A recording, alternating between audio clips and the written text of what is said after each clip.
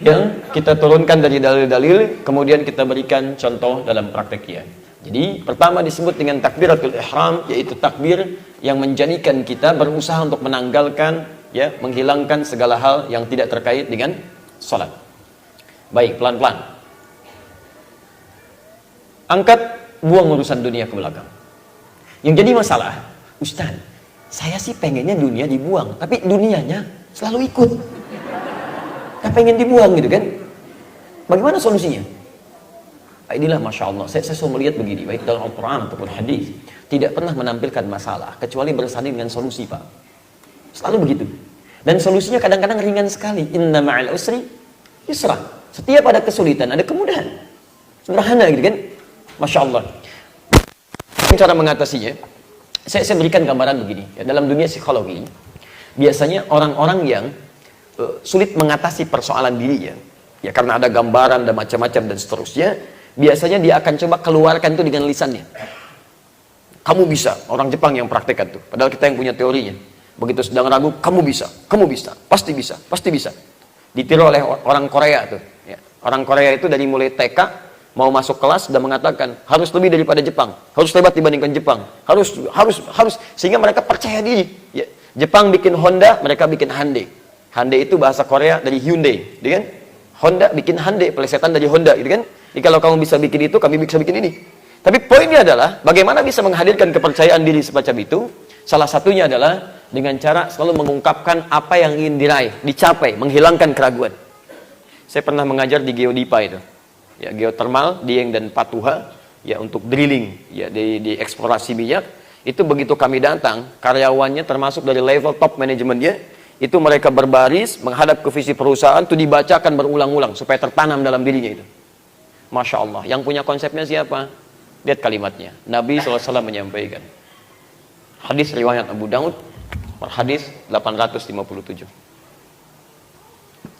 Qala, innahu la tatimmu salatun li ahadin minan nasi. Sungguh tidak akan pernah sempurna. Perhatikan, beda redaksi hadis ini. Sungguh tidak akan pernah sempurna salat seseorang dari kalangan manusia hatta yatawadda'a, sampai dia memulai dengan wudu dulu. Sampai dia memulai dengan wudu terlebih dahulu. Fa wada'al wudu mawadhi'ahu. Maka kemudian dia berwudu dengan sempurna sesuai dengan letak-letak yang harus dibasuh dalam wudunya.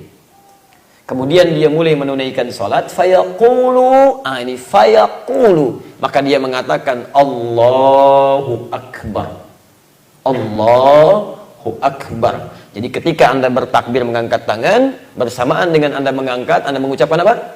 Allahu Akbar. Ini dalilnya kalimat Allahu Akbar. Ini saya turunkan. Allahu Akbar.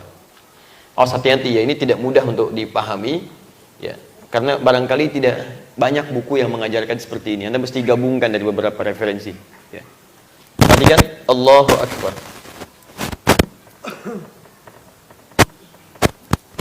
Jadi begitu tangan mengangkat, buang urusan dunia ke belakang, mulut mengatakan Allahu Akbar. Apa artinya Allahu Akbar?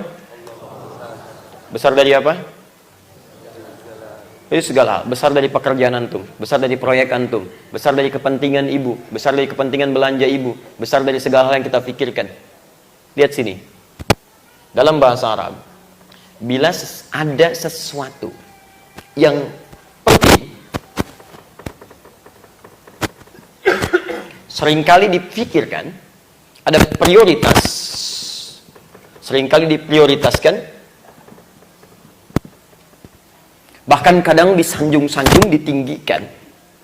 Maka seringkali hal itu akan disebut dengan kabir untuk mengekspresikannya. Misal ada bos di perusahaan, orangnya penting gitu kan, diprioritaskan, maka orang Arab kan mengatakan mudir kabir.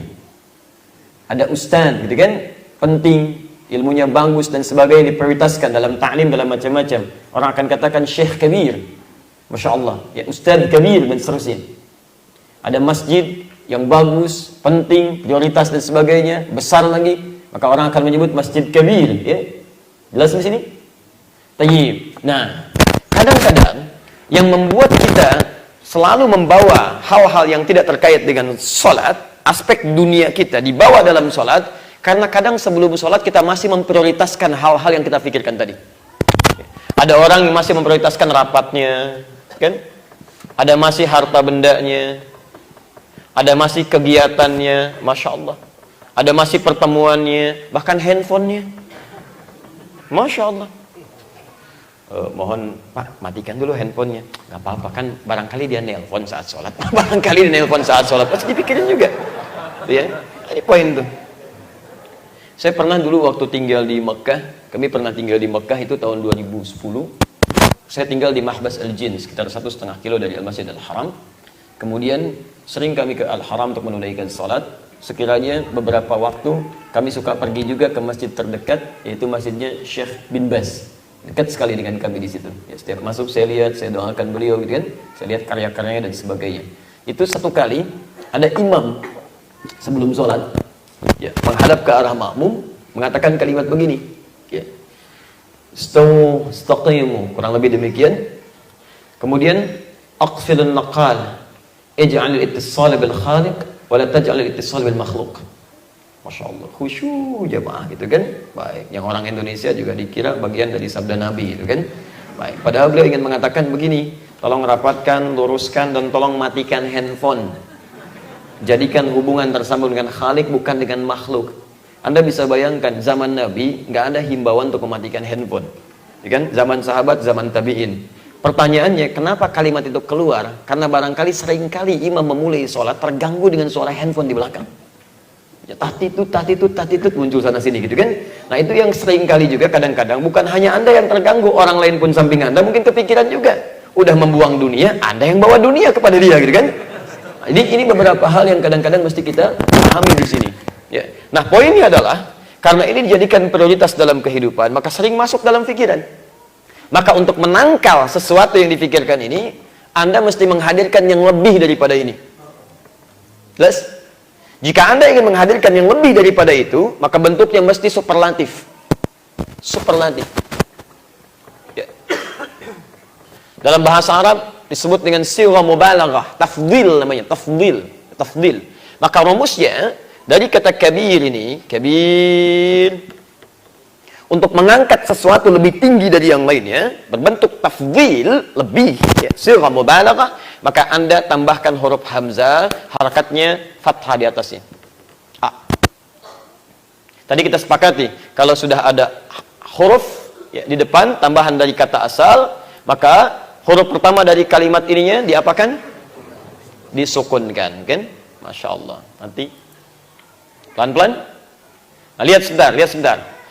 Nah, kalau ada kalimat seperti ini, ujungnya i ditambah dengan hamzah seperti ini, a, maka umumnya ya di sini akan dibuang begini. Akan dibuang. Kalau ya sudah tidak ada, maka huruf sebelum ya itu yang tadi harokatnya i akan dinaikkan ke atas jadi a begini. Pokoknya ikuti aja lah, bingung nggak apa-apa ya. Pokoknya ikuti aja dulu ya. Teorinya begini. Baik, teorinya begini. Itu di ilmu sharaf nanti ya, babul illah nanti. Babul illah ada 12 turunan ilmu lagi di ilmu sharaf. Salah satunya begini. Saya kasih rumus cepat. Kalau ada huruf ya, maka sebelumnya, umumnya huruf sebelumnya akan dibaca i panjang. I panjang. Lihat sini. Misal. Ain, lam, ya. Begini. Ain, lam, ya. Baca. Ali, gampang. Ini pasti i ini. Umumnya i. Ali, hamzah, dal, ya. Baca. Adi, Masya Allah. Turunkan lagi. Teruskan ya. Ba, ya, kaf, alif, sin, ya. Ah, baca. Bekasi, gampang ya. Tuh. Jadi pokoknya kalau ada huruf ya, sebelumnya umumnya akan dibaca i. Pada umumnya, kalau dia tidak ada tasdid ya-nya. Biasanya i harakatnya. Tapi kalau ya-nya kemudian dibuang seperti ini, maka umumnya harakatnya akan kembali normal ke atas jadi a atau u. Paham? Maka ketika saya hapuskan ya-nya di sini karena hamzah masuk di sini, dibuang ya-nya, harakat kasrah di ba ini naik ke atas jadi a. Kemudian berubahlah kalimatnya dari kabir jadi akbar untuk menunjuk pada hal yang lebih penting dibandingkan dengan ini. Ini lebih prioritas, lebih penting, lebih hebat, yang lain tinggalkan. Kalau yang lebih penting muncul, yang lain kan ditinggalkan. Camat, Masya Allah, datang. Masya Allah, Pak Camat, selamat datang. Bupati datang. Maaf Pak Camat, Pak Bupati mau datang. Ya kan? Sebentar, Bupati datang. Oh, selamat datang Pak Bupati. Gubernur datang. Maaf Pak, Bapak telah tiba. Bapak sudah lain. Tapi ketika Anda masuk ke masjid, semua nggak ada yang penting. Karena semuanya itu hamba. Yang lebih penting ini, Allah. Ini lebih penting. Maka seakan-akan Nabi ingin mengatakan, hei, ketika Anda mulai bertakbir, nggak ada yang lebih penting dibandingkan dengan Allah. Nggak ada nilainya yang lainnya. Nggak ada nilainya. Masya Allah, buang semua itu. Mudah bagi Allah untuk mendatangkan yang lainnya. Bahkan mudah bagi Allah untuk melakukan sesuatu yang tidak Anda sadari. Nah, bagaimana cara kita menghadirkan kebesaran Allah? Bukan membayangkan Allah, itu nggak boleh ya. Menghadirkan kebesaran Allah sehingga merasa lebih penting dibandingkan dengan yang lainnya. Itu nanti rumusnya ada di Quran surah kedua Al-Baqarah ayat ke-45 sampai 46. Posisi paling kanan di pertengahan.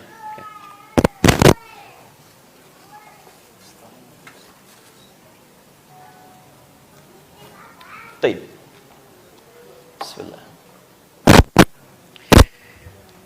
Wasta'inu bis-sabri was-salah. Wa innaha lakabiratun illa 'alal khashi'in. Awas, ini pembuka kekhusyuan. Anda selalu bertanya bagaimana caranya khusyuk dalam salat, dan Al-Qur'an memberikan jawaban. Wasta'inu bis-sabri was-salah. Dan jika Anda punya persoalan dalam kehidupan, maka mintalah solusinya kepada Allah dengan sabar menerima. Jangan mengeluh, saya sudah jelaskan ini. Kemudian mintalah solusinya dalam salat. Was-salah. Wa innaha, tapi sungguh salat itu lakabiratun, tidak mudah untuk dilakukan. Cukup berat dia. Illa 'alal khashi'in, kecuali bagi orang khusyuk. Bagaimana caranya khusyuk? Siapa orang khusyuk itu? Lihat ayat 46-nya. Alladzina yadhunnuna annahum mulaqu rabbihim. Baik. Pertama, orang khusyuk itu yaitu orang yang saat sebelum sholat, bukan saat sedang sholat, saat sebelum sholat, dia sudah menyiapkan diri untuk menghadap kepada Rabbnya. Saya mau tanya pada Anda tadi, ada pejabat penting akan datang menemui Anda. Bagaimana penampilan kita? Rapi, baik, bagus, mandi terlebih dahulu dan sebagainya. Maka bagaimana dengan, Masya Allah, yang menciptakan pejabat itu? Yang memberikan segalanya bagi kita, memaafkan kesalahan kita, mengampuni dosa kita, memberikan semua kebutuhan kita.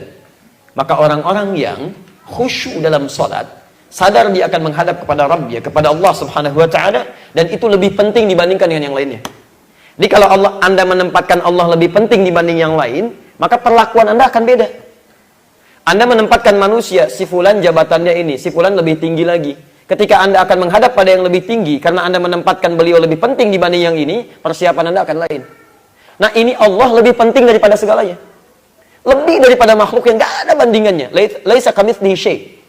Maka bagaimana Anda memposisikan manusia yang pentingnya tidak sepenting Allah, tapi dalam prakteknya, mohon maaf, persiapan kita jauh memprioritaskan yang tidak penting dibandingkan dengan yang lebih penting.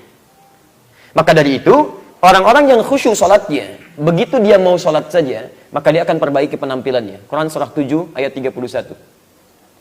Ya bani Adam, Masya Allah, khudhu zinatakum 'inda kulli masjid. Ya bani Adam, bani Adam.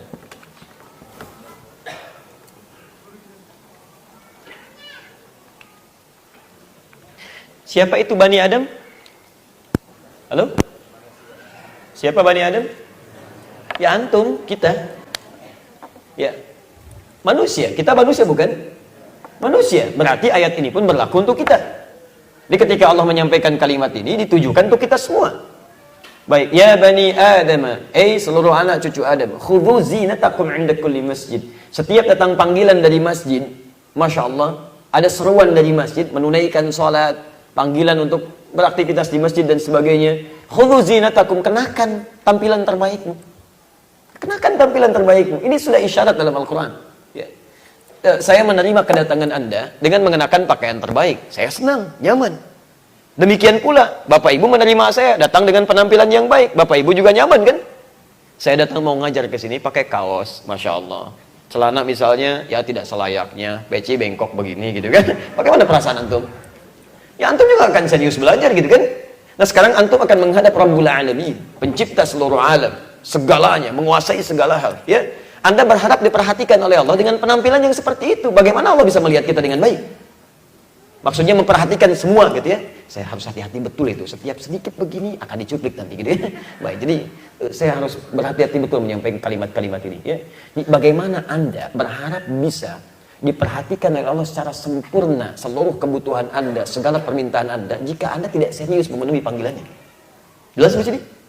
Makanya orang-orang yang menjadikan Allah Akbar bukan cuma di lisannya, tapi dia akan buktikan itu lewat persiapannya. Ketika Anda mengatakan Allahu Akbar, apa Anda tidak malu mengatakan Allahu Akbar? Ya Allah, Engkau yang paling hebat, yang paling prioritas, yang paling luar biasa. Masya Allah, mau rapat dengan manusia aja, panggilan manusia, mau pesta, mau undangan macam-macam, pakaiannya bagus luar biasa.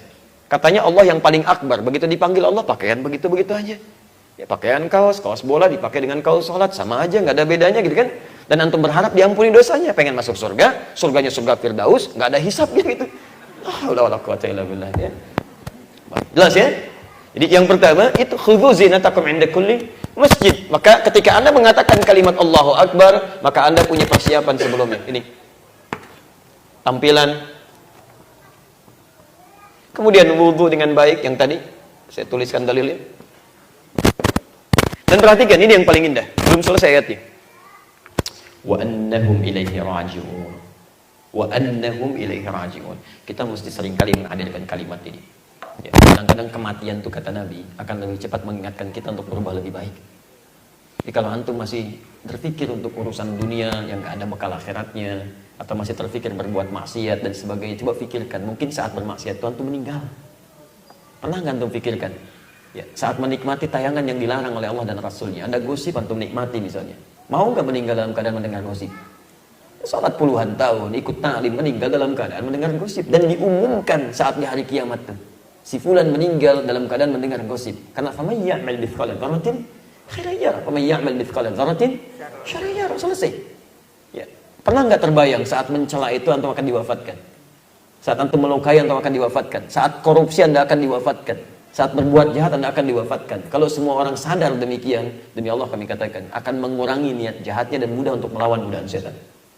Maka dari itulah saat sedang sholat, kenapa Anda mempersiapkan hal yang terbaik? Menjadikan Allah lebih penting dari segalanya, karena perhatikan, wa annahum ilaihi raji'un, dan mereka menyadari kenapa harus menjadikan Allah lebih penting, karena boleh jadi mereka akan diwafatkan dalam keadaan sedang sholat itu.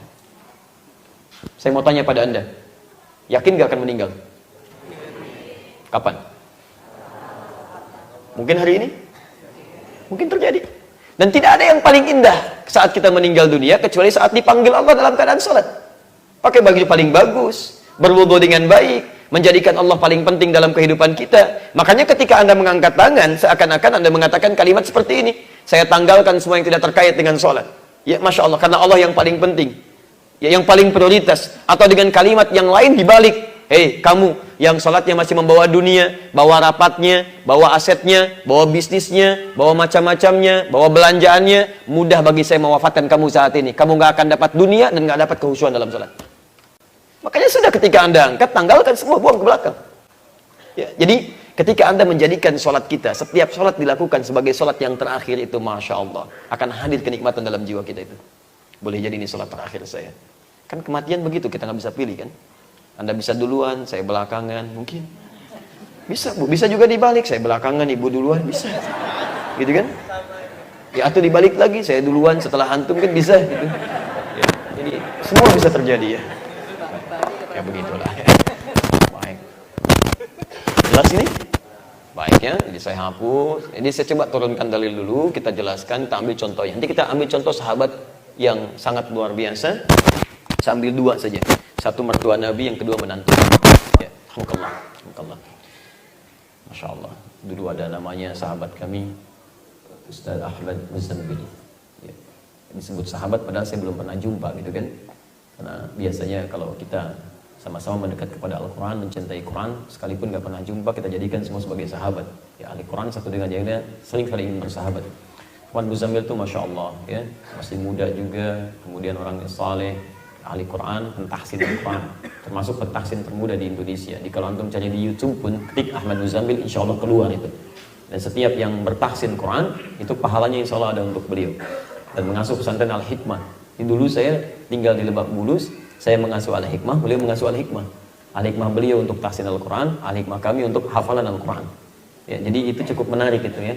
Orang yang soleh, saking disayangnya oleh Allah, Masya Allah, ya, udah kamulah kembali aja lebih cepat, sesuai dengan ajalnya maksudnya. Ya, itu bahasa kiasan. Ayo kembali, dipanggilnya tuh indah banget.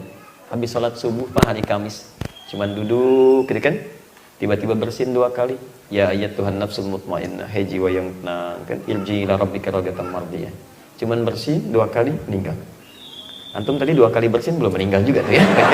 Berarti antum butuh gambarannya tuh. Sudah ya, ayo kembalikan. Baik. Jadi itu poinnya, angkat tangan, buang urusan dunia ke belakang, tinggalkan segala yang tidak terkait dengan sholat, agungkan Allah dan rasakan. Boleh jadi itu sholat terakhir kita. Siap insya Allah? Baik ya, ayo masing-masing berusaha, karena kadar usaha itu akan berbeda satu dengan yang lainnya, bergantung pada kedekatan kita dengan Allah sebelumnya. Makanya tolong tinggalkan maksiat, buang yang haram-haram, pekerjaan cari rezeki yang baik. Kalau itu bisa dilakukan, itu akan lebih cepat membantu untuk menghadirkan kehusuan. Tapi kalau antum ingin menghadirkan ini sholat terakhir saya, tapi rezekinya masih bercampur dengan yang haram, masih belum jelas, nah itu sulit mendatangkan kehusuan. Baik, teruskan. Sudah dimulai sholatnya? Sudah, kan sudah takbir gitu kan? Baik, sudah takbir. Kalau sudah takbir berarti sudah dimulai. Baik, teman-teman sekalian, teruskan. Takbir mengangkat lapak tangannya tadi, ya sejajar dengan bahunya, hadraman kibaihi, di Al-Bukhari nomor hadis 735, atau sejajar dengan daun telinga di hadis Muslim nomor hadis 391, termasuk di An-Nasai nomor hadis 1101. Baik, kemudian jemari kita di Ibnu Khuzaimah nomor hadis 459, tidak usah terlampau lebar begini, tidak juga terlalu rapat begini, tapi cukup diangkat terulur biasa. Kemudian mengucapkan kalimat Allahu Akbar. Abu Dawud nomor hadis 857. Ketika Anda mengangkat, kesimpulannya ini gambaran bahwa kita bersiap menanggalkan segala hal yang tidak terkait dengan sholat, buang seluruhnya, menjadikan Allah yang lebih penting, dan hadirkan suasana bahwa boleh jadi saat itu kita akan berhadapan dengan sholat terakhir kita insyaAllah. Paham sampai sini? Jelas insyaAllah? Baik, teruskan kalau jelas dan paham. Teruskan. Saya tidak akan pindah sebelum jelas dan paham. Dan tolong jangan tinggalkan masjid ini sebelum Anda memahaminya dengan baik. Ya, kalau belum paham tanyakan. Ya, supaya pulang Anda lebih jelas. Teruskan.